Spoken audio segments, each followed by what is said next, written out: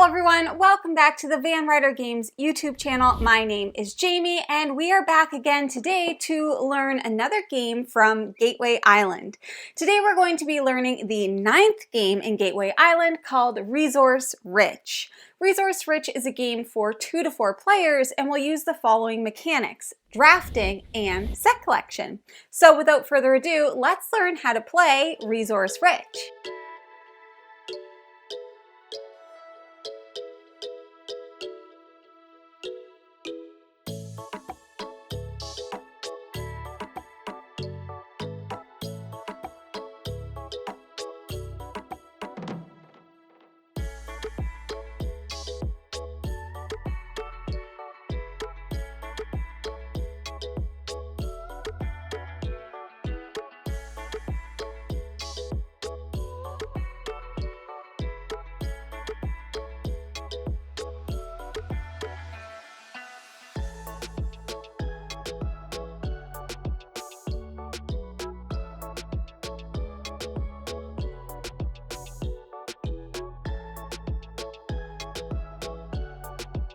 Let's get started with setup. Resource Rich will use island card number 9 and then 1 additional card per player.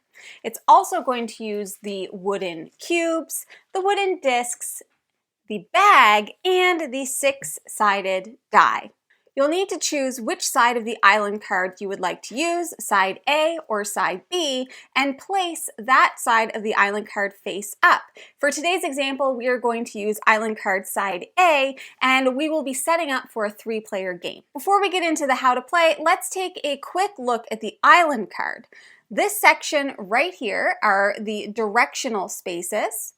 The left-hand side of the columns are the number of cubes collected, and then the right side of each of the columns are the victory point area or the shells. The next thing that you're going to do is you are going to take all of the cubes and you're going to place them in the cloth bag. These will represent the resources around the island.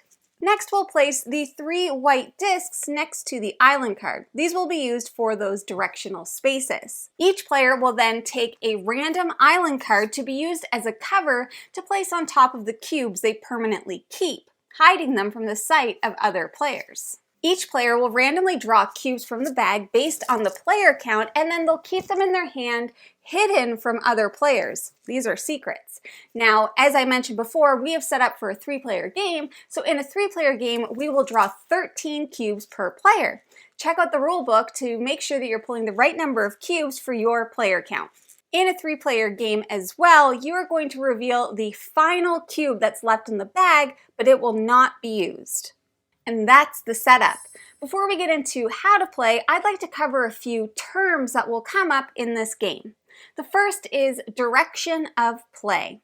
This refers to the direction of the topmost direction space that is not covered by a disc.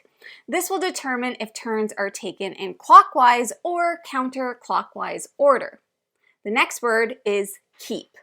Put the cube or cubes beneath your cover card without letting the other player see them. And finally, pass. Give the cubes which are still in your hand to the player next to you based on the direction of play. Don't let the other players see the cubes.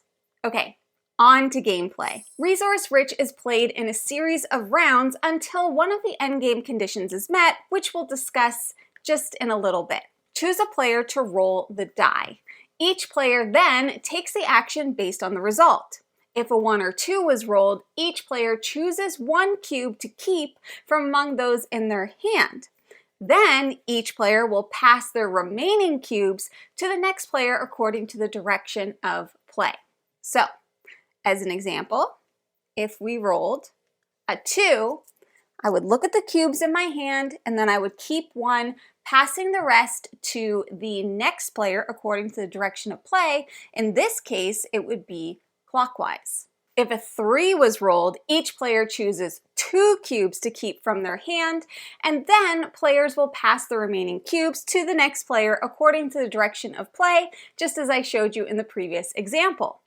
If a 4 or a 5 was rolled, each player chooses 2 cubes to keep from among those in their hand. Then each player chooses another cube and passes it to the player next to them in the opposite direction of play. So, as an example, I may choose these 2 cubes from my hand.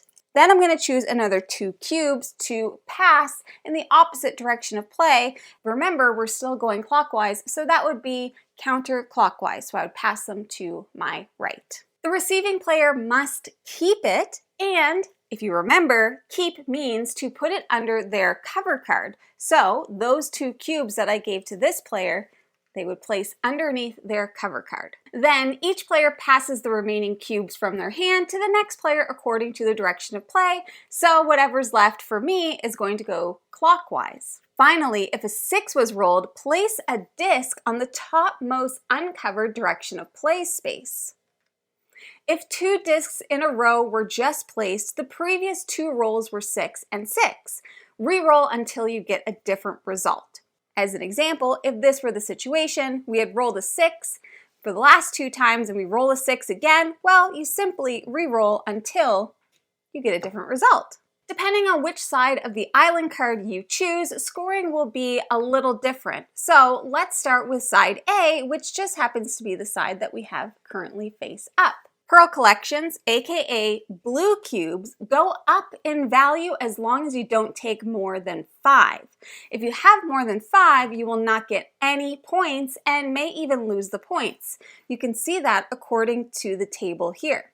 So if you have 1, it's worth 1, 2 is worth 3, 3 is worth 6, 4 is worth 10, 5 is worth 15, 6 is worth 0, 7, -1, and so on. It just keeps getting worse and worse. Shell collections, aka yellow cubes, are worth 1 point for each shell, but the player with the most shells will get 10 points instead, as you can see here on the card. Whoever has the most will receive 10, and it's 1 point for every other shell. Gem collections, aka green cubes, go up in value as long as you don't take more than 5. If you take more than 5, the point value will start to decline, very similarly to the blue cubes, if you remember. So 1 is 1, 2 is worth 3, 3 is worth 5, 4 is worth 7, 5 is worth 9, 6 is worth 8, and it will continue to decrease in that way. Volcanic rock collections, aka red cubes, hold no value if you collect an odd number. However, they will hold high values if an even number is collected. So, as you can see, 1 is worth 0, 2 is worth 2, 3, 0, 4 is worth 4, 5, 0, 6 is worth 8, and so on. So that's side A. Let's take a little look at side B. Now, side B is going to score the same types of cubes, but maybe in a slightly different way. Pearl collections, aka those blue cubes, are most valuable by finding fewer pearls. If you have more than 3, you will not get any points and may even lose points. So let's just take a quick look. If you only get 1, that's 10 points. But as soon as you collect 4, it's 0 points. And if you collect 10, it's -6 points. Shell collections, just as a reminder, those are our yellow cubes, are worth 1 point per each shell, but the player with the most shells gets 3 points per cubes instead. Gem collections, which are those green cubes, are worth 2 points for each gem. And finally, the volcanic rock collections, aka red cubes, hold no value if less than 5 are collected, but they hold high values if 5 or more are collected. So let's just see. From 1 till 4, they're worth nothing. If you collect 5, it's 10. If you collect 6, it's 16. 7 is 23, and so on. The game will end if at the end of a round, one of the following 2 conditions is met. The third direction of play space is covered by a disc, like so, or players do not have enough cubes to fully complete the actions required by the die result. In this case, the cubes remaining in the player's hands are discarded. Now the players will reveal the cubes under their cover cards and sum up their total value based on the scoring table using your chosen side. The player with the most points is going to win the game. But let me give you a little example of what scoring will look like. So, This is what I have underneath of my card, and here is what everybody else has. So let's start with blue. I collected 3 cubes. So 3 cubes is going to give me 6 points. And I'm just going to place that there so it's easy for me to remember. Then yellow, I have 4 yellow cubes. The player to my right has 2, and the player to my left also has 2. So I collected the most yellow cubes, meaning I will score 10 points. Next we have green, and I collected 4 green cubes. 4 green cubes means I will get 7 points. And last but not least, I collected 2 red cubes, and if you'll remember, even is good. So that means I collected 2 points for a total of 25 points. In the case of a tie, the tie players will share the victory. And that's Resource Rich. Now, if you enjoyed this game and all the mechanics that we used, we'd love to recommend a next step game for you to try. And for Resource Rich, that game is going to be Herbaceous from Pencil First Games. In Herbaceous, players compete to grow and store the most valuable collection of herbs using 4 containers that allow different grouping actions. The winner is determined by the total value of their collected herbs and sets at the end of the game. Whoever has the most points wins. So if you enjoyed Resource Rich, please feel free to check out Herbaceous from Pencil First Games, which you can find at your friendly local gaming store. And thanks so much for joining me today to learn Resource Rich from Gateway Island. If you're going to continue playing through Gateway Island and you'd like to learn more of the games, I will make sure to link the playlist in the description below. There's 21 different games, so there's lots to learn and explore.